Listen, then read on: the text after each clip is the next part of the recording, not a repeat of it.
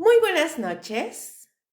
Bienvenidos a la hora macabra, donde lo paranormal susurra, lo inexplicable se revela y el miedo encuentra su voz. Hoy, en la hora macabra, Montes Apalaches, donde la montaña observa. Comenzamos. Antes de que existieran países, fronteras, religiones o mapas, antes incluso de que el ser humano aprendiera a caminar erguido, los montes Apalaches ya estaban aquí.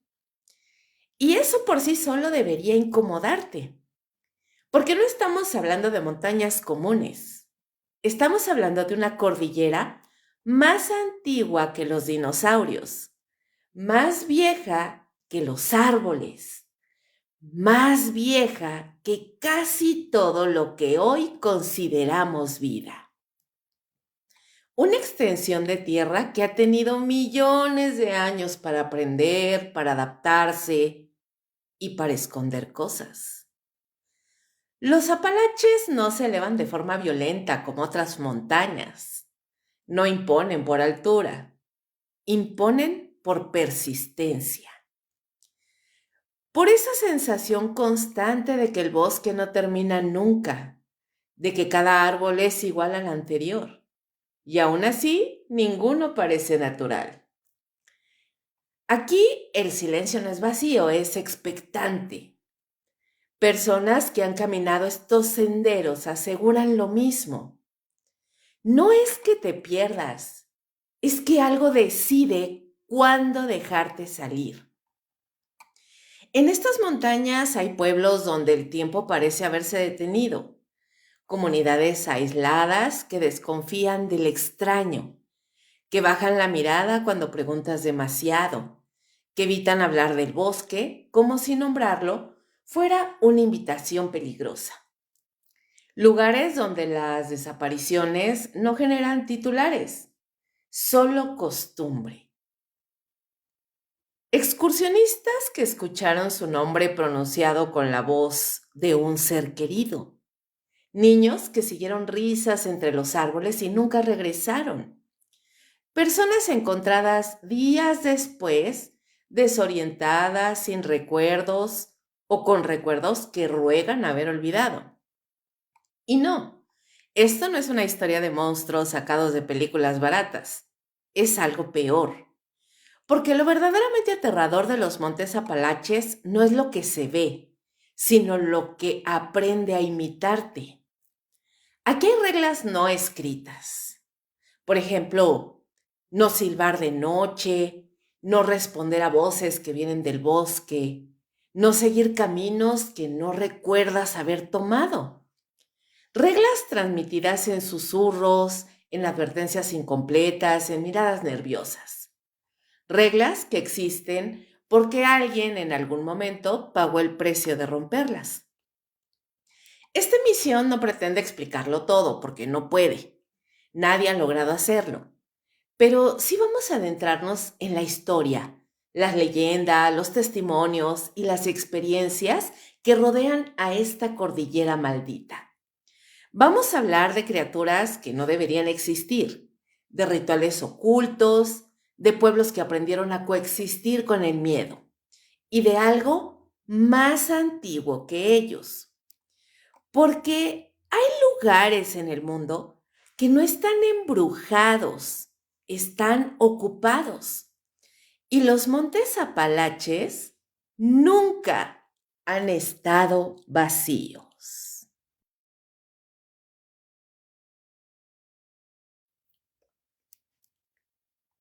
Antes del miedo, existió la cordillera que vio nacer al mundo. Los montes Apalaches no son viejos, son ofensivamente antiguos. Mientras otras montañas del planeta se levantaron por choques violentos de placas tectónicas, los Apalaches nacieron cuando la Tierra todavía estaba aprendiendo a respirar. Se formaron hace aproximadamente 480 millones de años en un mundo donde no existían mamíferos, ni aves, ni árboles como los conocemos hoy. Cuando estas montañas ya estaban ahí, la vida apenas goteaba. Y eso importa mucho, porque la antigüedad no solo acumula capas de roca, acumula historias, procesos, mutaciones, errores. Los Apalaches alguna vez fueron tan altos como el Himalaya. Con el paso de millones de años, la erosión los desgastó, los suavizó, los volvió engañosos. Hoy parecen colinas inofensivas, cubiertas de bosques espesos y niebla persistente. Pero esa apariencia dócil es justo lo que los vuelve perturbadores. Son montañas que aprendieron a esconderse. Geográficamente, la cordillera atraviesa más de 2.400 kilómetros, desde Canadá hasta Alabama, cruzando estados como Pensilvania, Virginia Occidental, Kentucky, Tennessee, Carolina del Norte y Georgia. Es una red interminable de bosques cerrados, cuevas profundas, minas abandonadas y valles donde la luz del sol apenas toca el suelo. Aquí la oscuridad no llega de golpe, se filtra y cuando cae no se va del todo. Desde tiempos precoloniales, los pueblos indígenas ya habitaban ciertas zonas de los Apalaches. Tribus como los Cherokee, los Shawnee y los Algonquin hablaban de lugares donde la tierra está mal, regiones que no debían cruzarse de noche, cuevas que no debían explorarse, montes que no debían señalarse con el dedo. No porque viviera algo ahí, sino porque algo había pasado ahí. En muchas de sus narraciones, los Apalaches no eran un hogar, sino un límite, un borde entre lo conocido y lo que no debía ser perturbado. Se hablaba de espíritus antiguos, sí, pero no como fantasmas. Se les describía como presencias previas al hombre, fuerzas que no necesitaban forma fija. Cuando llegaron los colonos europeos en los siglos XVII y XVIII, repitieron el mismo patrón sin saberlo. Se asentaron alrededor de las montañas, pero rara vez se adentraron en ellas. Los primeros mapas eran imprecisos, llenos de espacios en blanco, con advertencias vagas o directamente sin información. Era demasiado terreno sin explorar, demasiado silencio. Con el paso del tiempo surgieron pequeñas comunidades aisladas dentro de los Apalaches, pueblos que quedaron prácticamente incomunicados durante décadas, lugares donde las costumbres no cambiaron, donde el lenguaje se deformó, donde la desconfianza hacía el extraño, y esto se volvió una norma. No por xenofobia, más bien por supervivencia. En estos pueblos comenzaron a repetirse historias inquietantemente similares. Personas que se internaban en el bosque y regresaban horas después, convencidas de haber pasado días. Otras que salían por leña y jamás regresaban. Familias que escuchaban golpes en las ventanas en plena madrugada solo para encontrar huellas que no correspondían a ningún animal conocido. Y siempre el mismo detalle: el bosque demasiado quieto antes de que algo ocurriera. Los científicos han documentado anomalías naturales en la región: campos electromagnéticos irregulares, zonas donde las brújulas fallan, ecos que distorsionan sonidos y provocan desorientación severa. Pero ninguna explicación científica logra justificar del todo la cantidad de testimonios que coinciden en sensaciones, no en formas.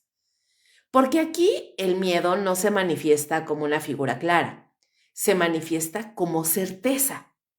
Certeza de que está siendo observado, certeza de que no deberías estar ahí, certeza de que algo sabe que estás perdido antes de que siquiera tú te des cuenta. Las minas abandonadas, excavadas sin ninguna planificación durante el auge del carbón, perforaron la cordillera como heridas abiertas. Muchas colapsaron, otras siguen conectadas entre sí, formando laberintos subterráneos que nadie ha logrado mapear por completo. Algunos mineros aseguraban escuchar pasos en túneles donde no había nadie. Otros hablaban de voces que los guiaban y luego los abandonaban en la oscuridad. Hubo accidentes, sí, pero también hubo desapariciones sin explicación. A medida que avanzó el siglo XX, el folclore local comenzó a endurecerse. Las advertencias ya no eran simbólicas, eran directas. No te internes solo, no sigas voces, no respondas si escuchas tu nombre. Y esta última regla se repite de forma obsesiva. Niños que escucharon a su mamá llamarlos desde el bosque cuando ella estaba dentro de casa. Excursionistas que reconocieron la voz de un amigo muerto años atrás. Personas que juraron haber escuchado su propio tono, su propia cadencia, pronunciando palabras que nunca dijeron. No gritos, no amenazas, más bien invitaciones. Lo perturbador es que estas historias no vienen solo de personas supersticiosas o comunidades aisladas. Muchas provienen de guardabosques, biólogos, exploradores, militares en entrenamiento, personas entrenadas para no entrar en pánico, personas que aún así decidieron no volver jamás. Los apalaches no necesitan atacarte, les basta con esperar. Esperar a que te confíes, a que pienses que ya conoces el camino, a que creas que el miedo es solo sugestión, porque estas montañas no funcionan como un depredador, funcionan como un entorno que te desgasta, que te fragmenta, que te empuja a cometer errores pequeños hasta que uno solo es suficiente. Y eso apenas es el principio, porque una cosa es la tierra, otra muy distinta es lo que aprendió a vivir dentro de ella. Voces que no deben seguirse. Y es que no hay nada más primitivo que el impulso de responder cuando alguien pronuncia tu nombre. Es un reflejo automático. En realidad no lo piensas, no lo analizas. Simplemente giras la cabeza. Y en los Montes Apalaches ese reflejo ha sido suficiente para que muchas personas nunca regresen. Las historias sobre voces comenzaron a documentarse formalmente a finales del siglo XIX, cuando exploradores, topógrafos y leñadores empezaron a internarse con mayor frecuencia en zonas profundas del bosque. Al principio se descartaron como cansancio, eco o sugestión, pero había un problema. Todas las voces sabían demasiado. No gritaban, no suplicaban, no amenazaban, solamente llamaban. Decían el nombre completo, usaban el tono exacto de una madre, un hermano, una pareja. Incluso repetían frases privadas, muletillas, palabras que solo alguien cercano podría conocer. Y siempre provenían del mismo lugar, entre los árboles, nunca desde un punto visible. Los pueblos locales fueron los primeros en establecer reglas claras, no escritas, pero sagradas. Una de ellas era absoluta. Si escuchas tu nombre en el bosque, no contestes, ni siquiera para decir quién anda ahí. Porque contestar, decían, es aceptar que eso sabe que existes. Con el paso del tiempo, estas advertencias dejaron de ser solo folclore. Guardabosques del Servicio Forestal de Estados Unidos comenzaron a incluir protocolos informales para excursionistas perdidos. Este protocolo tenía una serie de recomendaciones. Por ejemplo, ignorar voces, no seguir sonidos humanos sin confirmación visual, mantenerse en grupo incluso si creen reconocer a alguien. Y aún así siguió ocurriendo. Hay reportes de senderistas que escucharon a un niño llorando, claramente angustiado, en zonas donde no había comunidades cercanas. Otros relataron haber oído risas suaves, conversaciones incompletas, murmullos que parecían imitar el lenguaje humano, pero con una cadencia incorrecta, como si alguien hubiera aprendido a hablar escuchando desde lejos. Demasiado despacio, demasiado cerca. Uno de los testimonios más inquietantes proviene de un exmilitar que participó en ejercicios de supervivencia en Virginia Occidental.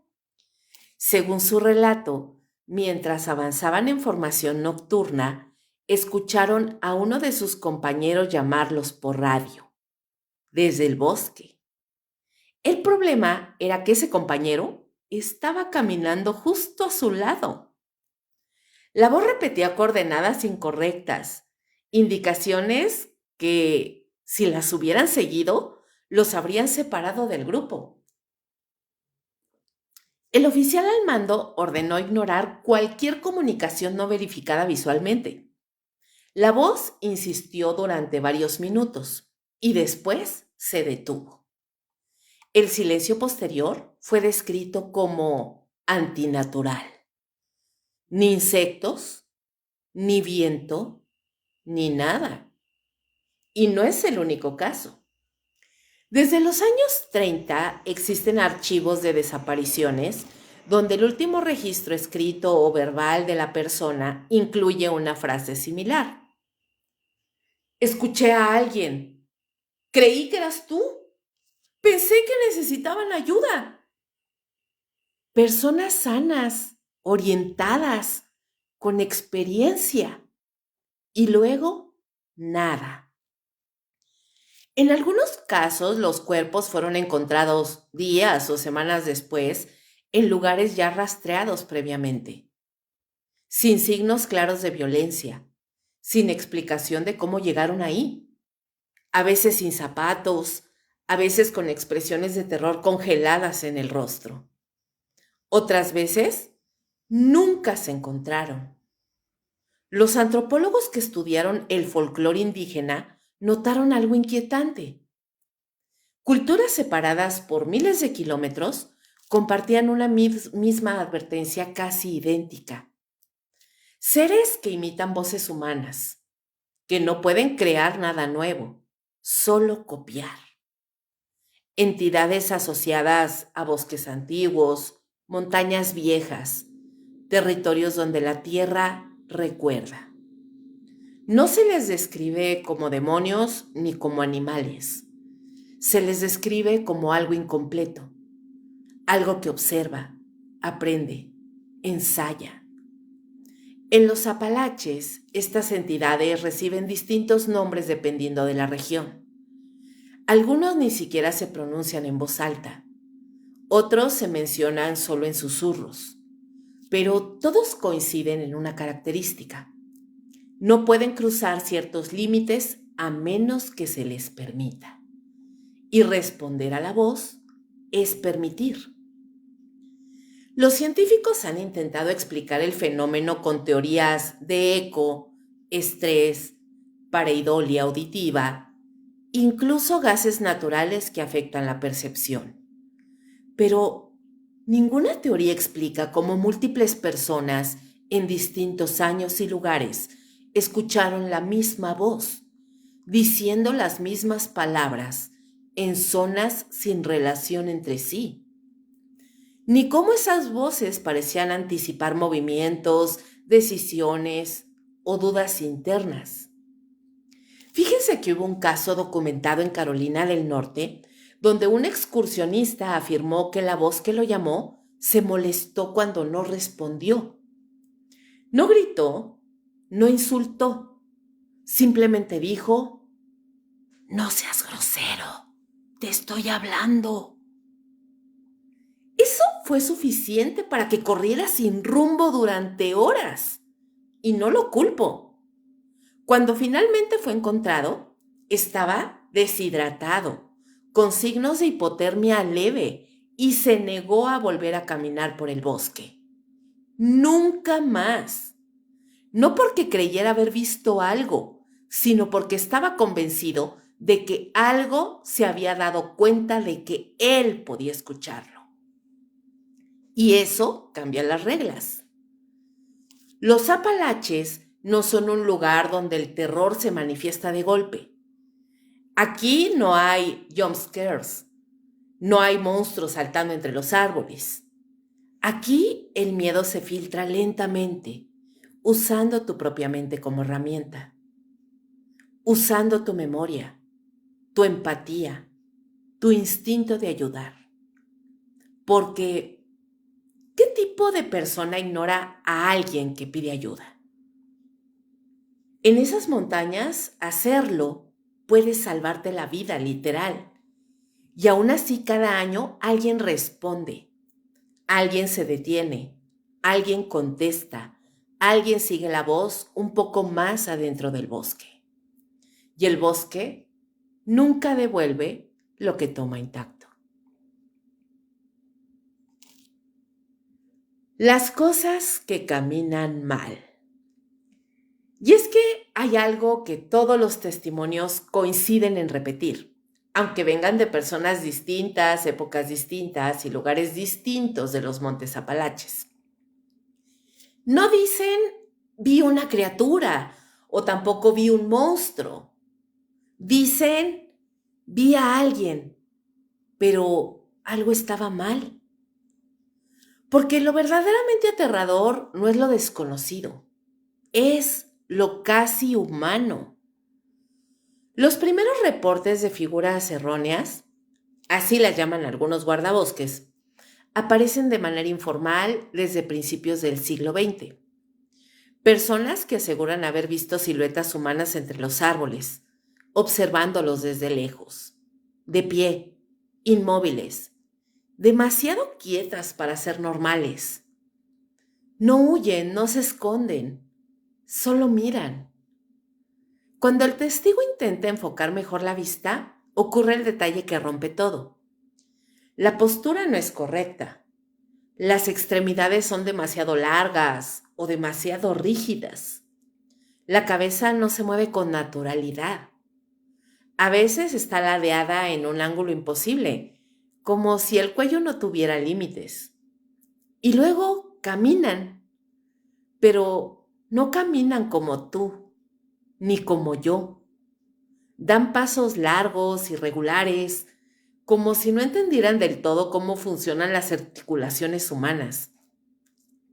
Hay quienes describen que avanzan con movimientos bruscos, espasmódicos, como una marioneta mal controlada. Otros dicen que se desplazan con una fluidez antinatural, sin el balanceo normal del cuerpo. Y casi todos coinciden en algo profundamente inquietante. No hacen ruido, ni ramas rompiéndose, ni hojas crujiendo, nada. En los Apalaches, donde cada paso humano suena como una advertencia, el silencio absoluto definitivamente es una anomalía. Uno de los relatos más citados proviene de un excursionista experimentado que caminaba solo al amanecer. A lo lejos, entre la neblina, vio a una mujer parada en medio del sendero. Pensó que estaba perdida o tal vez herida. Lo extraño fue que no parecía respirar. ¿Por qué lo dijo? Bueno, él menciona que no se veía movimiento en su pecho. No reaccionó cuando el excursionista le habló. Cuando intentó acercarse, la figura dio un paso hacia atrás, pero sin doblar las rodillas. Luego otro y otro, como si estuviera deslizándose en lugar de caminar. El excursionista se dio cuenta de algo peor cuando la figura giró el rostro. No tenía rasgos definidos. Donde debían estar los ojos, había sombras. La boca apenas era una línea torcida. Y aún así sonrió. Los pueblos antiguos de la región tienen nombres muy específicos para estas entidades, pero todos coinciden en lo mismo. No son espíritus de muertos, no son animales, tampoco son personas, son simplemente imitadores. Algo que observa al ser humano desde hace mucho tiempo y ha aprendido a copiar su forma, pero no su esencia. No entienden el ritmo natural del cuerpo, la forma correcta de moverse, de mirar, de existir. Por eso fallan en los detalles. Hay relatos de cazadores que aseguran haber visto ciervos, entre comillas, caminando erguidos por segundos antes de volver a asentar las cuatro patas. Otros juran haber visto figuras humanas corriendo a una velocidad imposible, atravesando pendientes que ningún cuerpo normal podría soportar. Y cuando alguien intenta racionalizarlo, cansancio, miedo, sugestión, aparece el dato que lo arruina todo. Varias personas vieron lo mismo al mismo tiempo. Un grupo de adolescentes acampando en Kentucky relató que durante la noche vieron a una figura rodear su campamento. En realidad esta figura no entró, no atacó, solo caminó alrededor del campamento durante varias horas. Cada vez que el fuego iluminaba su rostro, parecía diferente. A veces masculino, a veces femenino, a veces viejo, a veces joven, como si estuviera probando. Al amanecer encontraron huellas, pero no eran de pies humanos, tampoco de animales. Eran marcas alargadas, profundas, con una presión desigual, como si algo pesado hubiera intentado imitar la forma de un paso, sin lograrlo del todo. Los ancianos de la región dicen que estas cosas no cazan como animales, no persiguen, esperan, observan durante días, semanas, incluso años. Aprenden rutinas, aprenden rostros, aprenden nombres. Y cuando finalmente se muestran, no es para atacar, es para confundir. Porque el miedo extremo inmoviliza, pero la confusión abre puertas. Hay un patrón inquietante en muchas desapariciones. Personas que fueron vistas caminando tranquilamente hacia zonas peligrosas sin signos de pánico, como si estuvieran siguiendo a alguien conocido, como si confiaran. Un guardabosques retirado contó que en una ocasión encontró a una mujer caminando sola en el área cerrada del parque. Cuando intentó detenerla, ella lo miró con expresión vacía y dijo: «Él me dijo que viniera». Y la mujer no dijo más. Simplemente no le supo explicar al guardabosques quién era esa persona. Cuando lograron sacarla del bosque, entró en estado de shock y durante semanas repitió la misma frase. «No caminaba bien, pero yo no quería ser grosera». Ese detalle se repite una y otra vez. La educación, la cortesía, el instinto humano de no incomodar. Eso es lo que estas cosas utilizan. No necesitan fuerza bruta, solo necesitan que dudes un segundo, que pienses: Ay, ok, creo que estoy exagerando. Que te acerques un poco más, que no quieras parecer paranoico. Los Apalaches están llenos de lugares donde la visibilidad es limitada, donde la neblina cae sin aviso, donde el sonido se distorsiona. Son el escenario perfecto para que algo así exista sin ser confirmado del todo. Y eso es lo más aterrador. Nunca se ha podido probar que no existen. No hay evidencia definitiva, pero tampoco hay una explicación suficiente. Demasiados testigos, demasiadas coincidencias, demasiados cuerpos encontrados donde no deberían estar. Y algo más.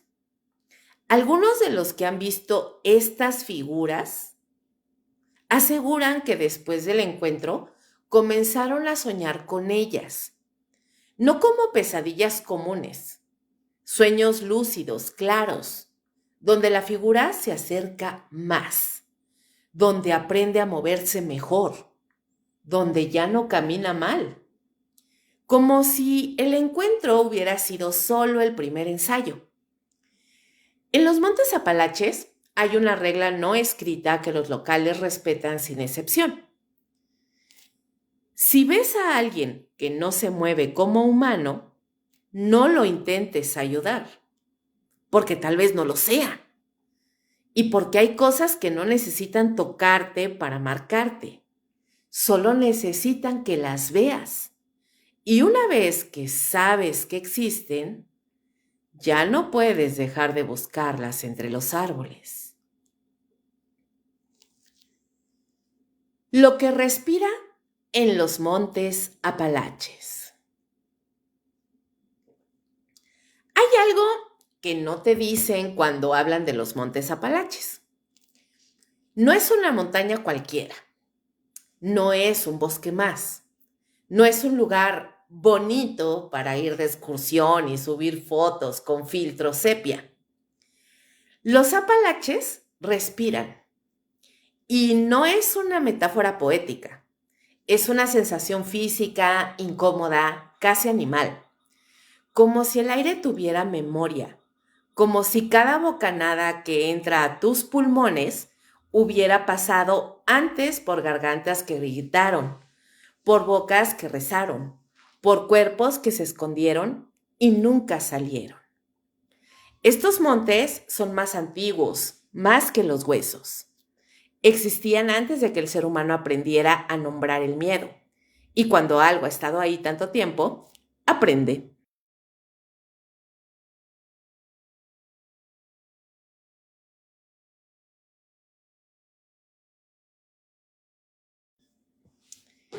Los pueblos que se asentaron en esta región lo entendieron rápido.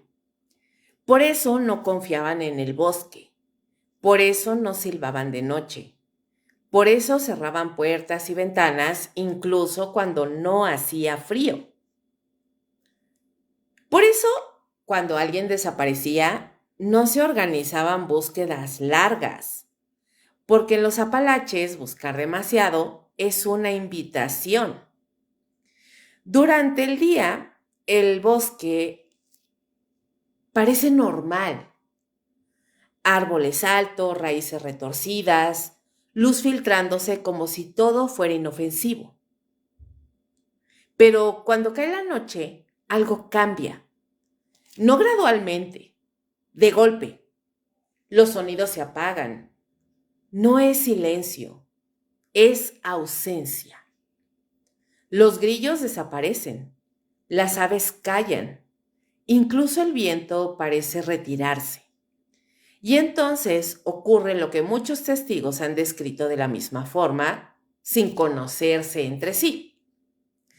La sensación clara, directa, imposible de confundir. Algo me estaba escuchando, no viéndolos, no persiguiéndolos, escuchándolos, como si el bosque entero inclinara la cabeza. Uno de los fenómenos más documentados y más ignorados oficialmente son las voces. No gritos, no lamentos exagerados. Voces normales. Personas escuchando que alguien los llama por su nombre desde la profundidad del bosque. Voces que suenan exactamente como un familiar, como una pareja, como un hijo. Y aquí viene la parte verdaderamente perturbadora. Responden con frases coherentes. No repiten palabras, no balbucean. Conversan. Preguntan dónde estás. Te dicen que se perdieron, que necesitan ayuda, que están heridos. Los lugareños tienen una regla clara. Si escuchas una voz en el bosque y no ves a nadie, no contestes, porque lo que responda después ya no suena igual. Otro patrón constante en testimonios es la presencia de figuras humanoides. No animales, no osos, no personas. Cosas altas, demasiado delgadas, con extremidades largas que se mueven de forma antinatural. No caminan, se deslizan como si el suelo no ofreciera resistencia. Muchos describen que no se escuchan pasos. Otros aseguran que el sonido llega antes que la figura, como si el tiempo estuviera mal acomodado. Y siempre la misma sensación. No quieren ser vistas directamente. Se colocan en la periferia, entre árboles, detrás de sombras, justo fuera de tu enfoque, como si supieran exactamente hasta dónde puedes mirar sin quebrarte. Hay excursionistas que entran a los Apalaches a las 10 de la mañana y salen convencidos de que pasaron 2 o 3 horas, pero al llegar a su auto, al revisar el celular, al ver el cielo, han pasado días. Ropa sin daño, cuerpo sin heridas, pero con una expresión que otros describen como vacía. No recuerdan qué hicieron, no recuerdan haber dormido, no recuerdan haber comido, solo recuerdan haber caminado. Y una sensación persistente, la certeza de que no estuvieron solos ni un solo segundo. Antes de que existieran carreteras, parques nacionales y senderos marcados, las tribus nativas ya hablaban de esta montaña con respeto y terror. No las llamaban hogar, las llamaban territorio prohibido. Decían que ahí vivían entidades antiguas anteriores al lenguaje humano, cosas que no cazaban por hambre, sino por curiosidad. Seres que imitaban voces para atraer, que aprendían observando, que castigaban a quienes rompían reglas invisibles. Reglas que nadie recuerda del todo, pero que todos parecen violar tarde o temprano. Hay una frase que se repite en múltiples relatos de sobrevivientes. ¡Ay, es que no debía haber volteado! Porque mirar directamente es aceptar el contacto. Una vez que eso ocurre, algo se rompe. Personas que regresan del bosque con cambios de personalidad, con pesadillas recurrentes donde sueñan con árboles que respiran, con una necesidad inexplicable de volver, como si algo allá adentro hubiera marcado su olor, su voz, su recuerdo. Los montes Apalaches no necesitan perseguirte, no necesitan correr, no necesitan atraparte de inmediato. Tienen tiempo, todo el tiempo del mundo, porque saben algo que tú no. Algún día todos vuelven y cuando lo hacen, el bosque ya lo reconoce. Los que se fueron y regresaron mal. Si hay algo que une a casi todos los relatos de los montes Apalaches, no son las desapariciones. Es lo que pasa cuando alguien logra regresar. Porque perderse en el bosque es una cosa, pero volver es otra muy distinta.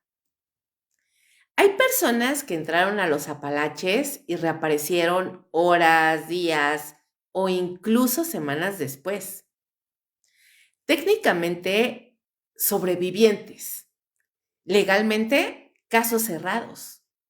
Pero emocionalmente, psicológicamente, algo quedó irremediablemente roto. Y no lo digo de forma figurada. Los familiares lo dicen siempre igual. Oye, es que no es la misma persona. Y no hablan de traumas evidentes. No hablan de gritos nocturnos o crisis inmediatas. Hablan de ausencia. Personas que vuelven calladas, evitan el contacto visual, que parecen estar escuchando algo que nadie más oye. Muchos desarrollan la misma conducta inquietante. Se detienen de pronto, miran hacia el bosque, incluso desde kilómetros de distancia, y se quedan inmóviles, como si algo les hubiera llamado. Y cuando se les pregunta qué están viendo, responden, nada, solo estaba recordando. Pero no pueden explicar qué. Hay grabaciones, entrevistas, reportes médicos, personas que regresaron hablando diferente. No se habla del acento, tampoco el dialecto. Más bien es la estructura a la hora de armar las frases, porque son frases incompletas, son palabras que están mal acomodadas, silencios incómodos en medio de ideas muy simples. Algunos empiezan a usar términos que no pertenecen a su contexto cultural. Otros se inventan palabras, palabras que no existen, pero que repiten como si tuvieran un significado profundo. Y aquí es donde las cosas se ponen realmente inquietantes. Muchos de ellos no recuerdan haber aprendido esas palabras. Simplemente están ahí. Otro patrón constante es el sueño, o mejor dicho, la negativa a dormir. Personas exhaustas que prefieren mantenerse despiertos durante días, no por insomnio común, sino por pánico real. Cuando finalmente duermen, despiertan sobresaltadas, empapadas en sudor, diciendo siempre lo mismo. Sigo ahí. No sueñan que regresan al bosque, sueñan que nunca salieron, que todo lo posterior, hospitales, familias, rescates, es una ilusión, que el bosque los dejó jugar un rato afuera, pero que sigue observando. Algunos sobrevivientes, bajo terapia o en estados alterados, han confesado algo perturbador. Dicen que les enseñaron cosas, no visiones grandiosas, no revelaciones místicas, cosas pequeñas, horriblemente pequeñas, lugares donde no deberías pisar, senderos que no aparecen en mapas, formas de moverte sin hacer ruido, como saber si estás solo o no. Y cuando se les pregunta quién les enseñó, la respuesta nunca es clara. Dicen, ellos, los que viven ahí, no personas. Quizá lo más aterrador no es el miedo, sino la nostalgia. Hay casos documentados de personas que después de regresar sienten una necesidad constante de volver a los Apalaches. No precisamente para explorar, no para entender, sino para quedarse. Empiezan con caminatas cortas, luego acampan cerca, después pasan noches completas en silencio, sentados frente al bosque, sin hacer nada. Familiares dicen que es como si el lugar los estuviera llamando de regreso, como si algo hubiera quedado pendiente. Y en algunos casos responden al llamado. Existen personas que legalmente regresaron, pero que nunca volvieron del todo. Siguen vivas, respiran, comen, pero evitan espejos, evitan fotografías, evitan hablar de su experiencia. Y cuando alguien menciona los montes Apalaches, su cuerpo reacciona antes que su mente. Manos temblorosas, respiración alterada, una mirada fija perdida. Como si recordaran algo que no se puede decir en voz alta. Muchos terminan aislándose, no porque quieran estar solos, sino porque estar con otras personas les resulta incorrecto, como si el mundo normal ya no encajara. Algunos dicen sentir que la gente hace demasiado ruido. Otros aseguran que las ciudades no se mueven bien. Frases raras, sensaciones difíciles de explicar, pero todas apuntan a lo mismo. El bosque les cambió la percepción de la realidad. No todos los que entran a los Apalaches desaparecen. No todos los que regresan sobreviven realmente, pero casi todos se llevan algo pegado. Una memoria que no se deja nombrar, una sensación constante de vigilancia, la certeza de que en algún punto el bosque los está esperando. Porque en los montes Apalaches, irte no significa escapar, significa posponer el regreso. Voces que no deberían existir. Y hay algo que debes entender antes de seguir escuchando esto. En los montes Apalaches, el silencio no es ausencia de sonido, es otra cosa. Es una pausa cargada, como si el bosque respirara hondo antes de respirar. Porque sí, el bosque habla, no con palabras claras, no con frases completas, habla con imitaciones. Uno de los testimonios más recurrentes y más ignorados es este.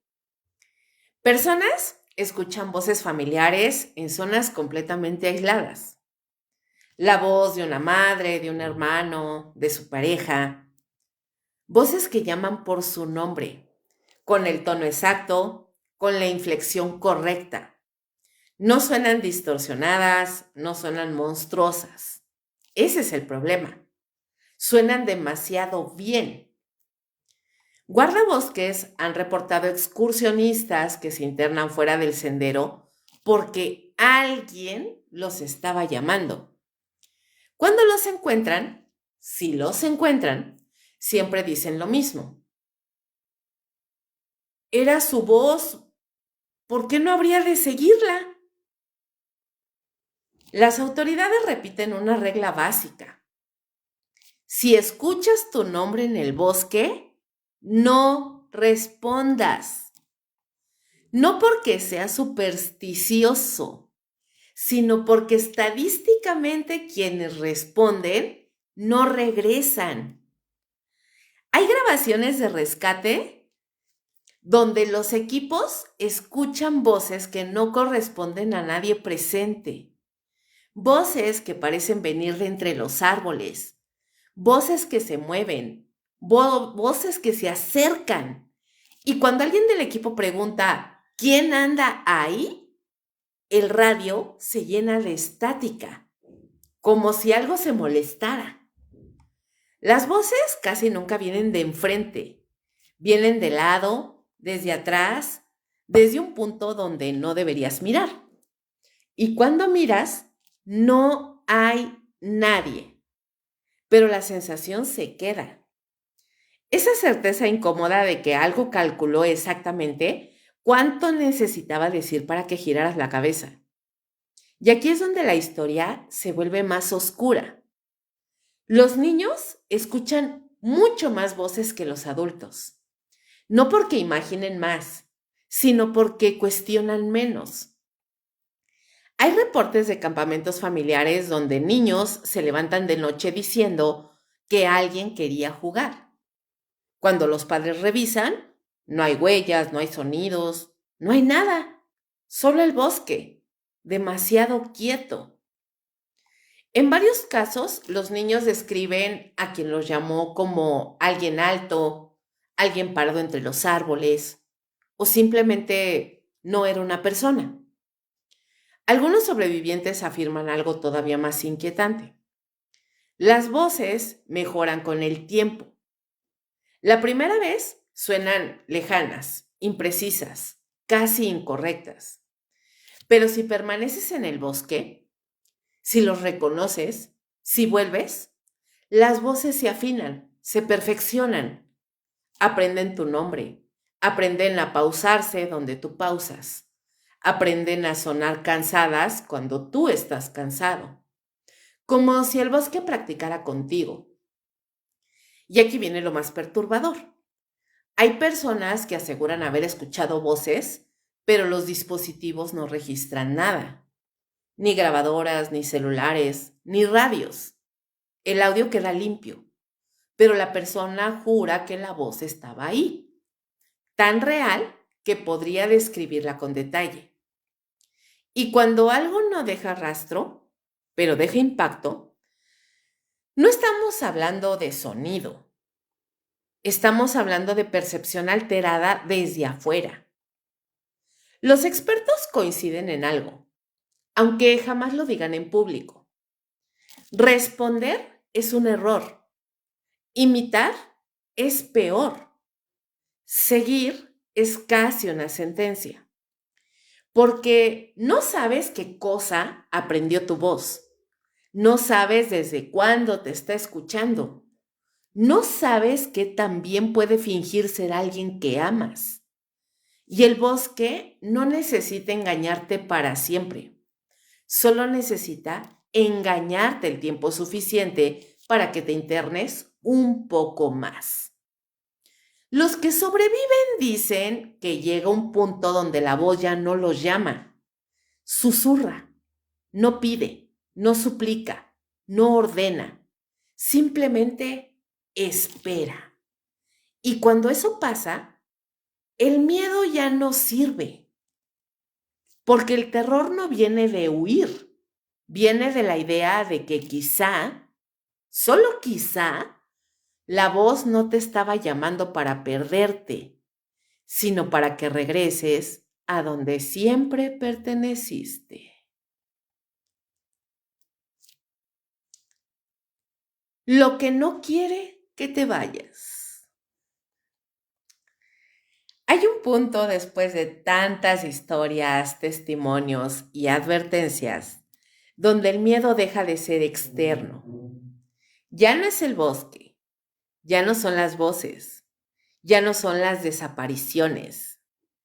Es la sensación muy clara, muy específica de que algo no quiere que te vayas. No que te pierdas, no que te mueras, que te quedes. Muchos creen que los montes Apalaches son hostiles, que atacan, que cazan. Eso es un error infantil. Los Apalaches no son agresivos, son posesivos. Y eso cambia todo. Hay relatos de excursionistas que describen el mismo momento exacto.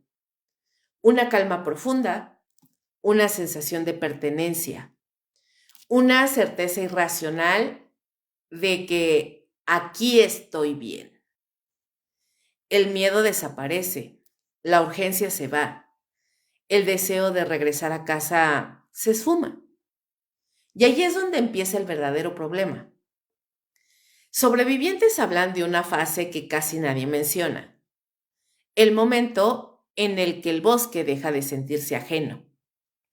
De pronto ya no parece tan grande. Los sonidos no molestan.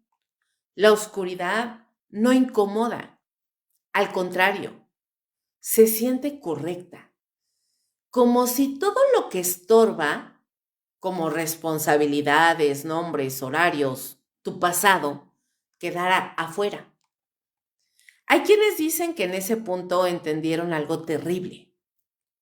No estaban perdidos, estaban llegando. Existen casos documentados de personas que pudieron salir, pero simplemente decidieron no hacerlo. Guardabosques encontraron mochilas perfectamente acomodadas, botas alineadas, objetos personales dejados con cuidado. No señales de pánico, no rastros de huida, más bien señales de despedida. Como si alguien hubiera tomado la decisión consciente de dejar atrás su vida anterior. Y aquí viene la parte más incómoda. Muchos de ellos no estaban solos cuando tomaron esa decisión. No todos describen figuras, no todos hablan de sombras. Algunos hablan de compañía sin forma. Una sensación constante de no estar solos, no amenazante, no urgente, solo presente. Como alguien sentado cerca, que no te toca, no te habla, pero te está acompañando. Y cuando esa presencia se vuelve constante, la soledad del mundo exterior empieza a sentirse artificial, vacía, falsa. Otro patrón inquietante es que las personas que entran en esta fase dejan de percibir el tiempo de manera correcta. Horas que se sienten como minutos, noches que pasan sin notarse, días que se diluyen. No hay hambre urgente, no hay cansancio extremo. El cuerpo sigue funcionando, pero la mente ya no mide igual. Y cuando el tiempo deja de importar, regresar deja de tener sentido. Una frase que se repite en testimonios, dicha casi con alivio, es: aquí nadie me pide nada. Nada de productividad, nada de roles, nada de expectativas. El bosque no te juzga, no te pregunta quién eres, no te pide que seas mejor, solo que te quedes. Y para alguien cansado del mundo, eso es peligrosamente atractivo. Hay casos donde los equipos de rescate tuvieron a metros de personas desaparecidas. Literal estuvieron ahí, casi a un lado. Y estas personas no respondieron. Y no respondieron no porque no escucharan, sino porque no querían ser encontradas.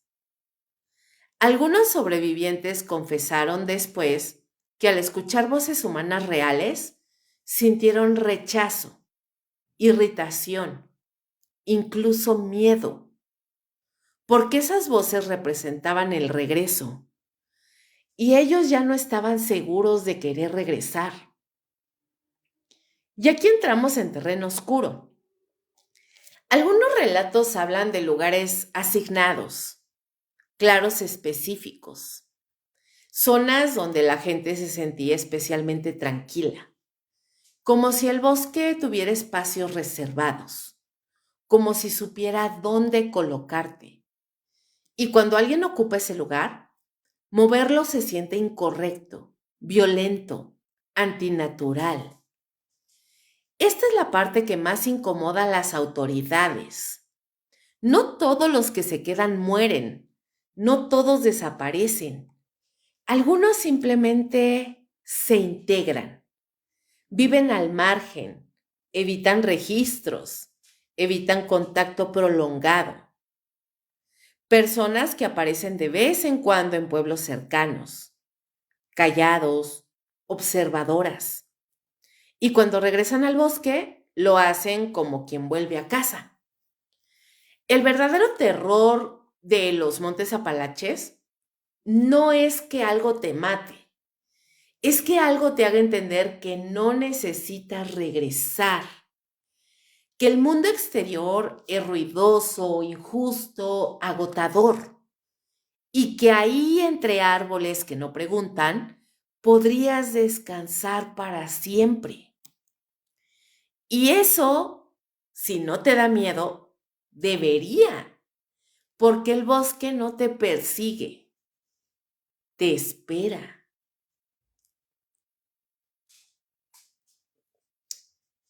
No estás invitado, pero te dejan entrar. Y es que hay una diferencia brutal entre ser atacado y ser tolerado. En los Montes Apalaches, la mayoría de las personas no sienten que algo las quiera lastimar. Sienten algo peor, que no deberían estar ahí, pero que aún así les permiten quedarse. Como si el bosque supiera que no perteneces y aún así te dejara pasar. Eso no es hospitalidad, es observación. Muchos excursionistas describen una incomodidad constante, difícil de explicar. No es miedo directo, no es amenaza, es la sensación de estar siendo medido, como si cada paso, cada error estuviera siendo anotado por algo que no necesita mostrarse. Personas que dicen sentir que si se mueven mal, algo ocurrirá. No inmediatamente, no violentamente, solo incorrectamente. Hay relatos donde el entorno parece reacomodarse, senderos que cambian ligeramente, árboles caídos que no estaban antes, ruidos que aparecen solo cuando miras hacia otro lado. No son eventos grandes, son una especie de ajustes sutiles, como si el lugar estuviera corrigiendo tu presencia. Y cuando alguien insiste en ignorar esa comodidad, las cosas escalan.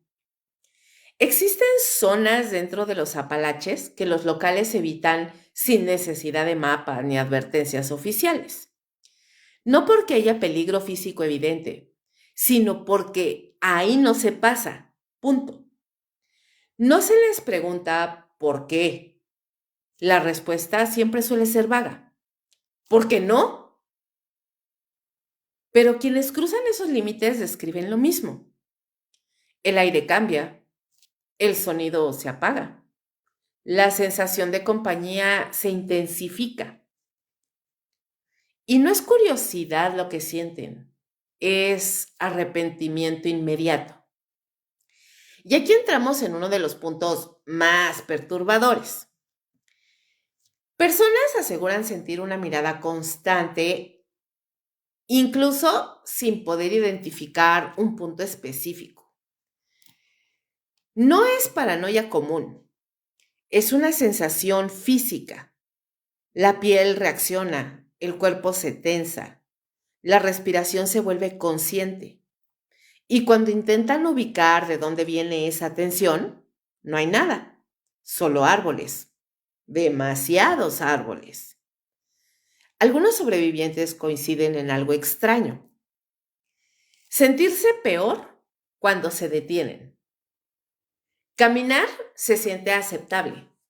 Moverse parece permitido. Pero detenerse demasiado tiempo genera ansiedad profunda. Como si el bosque tolerara el tránsito, pero no la permanencia pasiva. Como si quedarse quieto fuera interpretado como una decisión. Lo más inquietante de todo esto es que nadie habla de ser recibido. No hay ritual, no hay saludo, no hay señal clara de aceptación. Solo una continuidad incómoda. El bosque no te abre la puerta, simplemente no la cierra. Y eso es mucho más perturbador. Algunos excursionistas describen un momento exacto en el que entienden que ya no deberían seguir avanzando, no por cansancio, no por clima, más bien por intuición pura, una certeza interna de que un paso más sería cruzar algo que no se puede descruzar. Y los que ignoran esa sensación suelen convertirse en historias. Aquí está el punto central de este capítulo. El bosque no te quiere, pero tampoco te odia, te tolera. Y la tolerancia no es protección, es paciencia. Paciencia para ver qué haces, paciencia para ver cuánto te quedas, paciencia para ver si entiendes la señal. No todos los que entran cruzan el límite, no todos los que cruzan pagan el precio inmediato. Algunos salen porque supieron cuándo irse, otros porque tuvieron suerte y otros porque el bosque decidió que ya habían visto suficiente. Los montes Apalaches no necesitan expulsarte, no necesitan atraparte, solo necesitan recordarte una cosa. Este no es tu lugar, pero podrías quedarte si aceptas las consecuencias. Y muchas personas cansadas, rotas, curiosas, aceptan sin entender del todo qué significa eso.